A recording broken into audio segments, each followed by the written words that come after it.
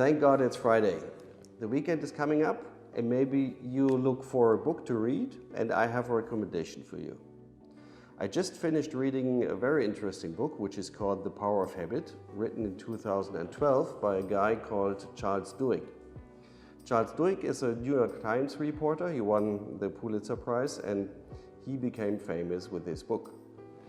So what is this book about?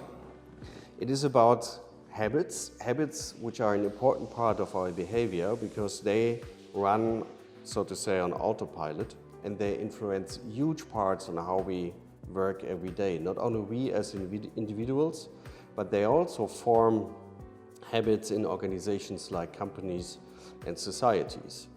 And this book does provide a framework in which you can understand how these habits are formed, how you might influence the habits, and how you might stop them or not stop them.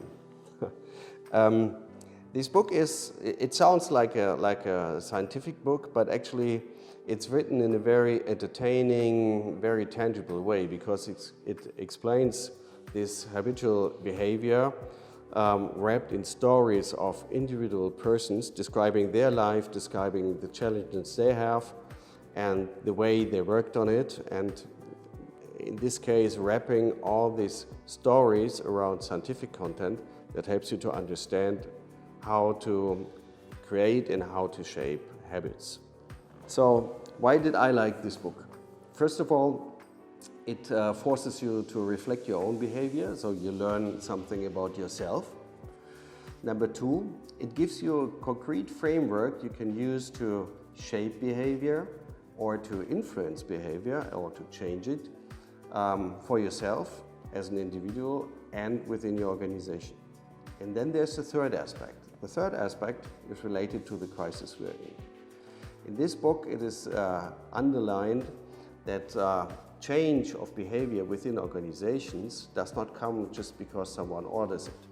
It comes when many people think there is a need to change. And the crisis actually enforces this need to change.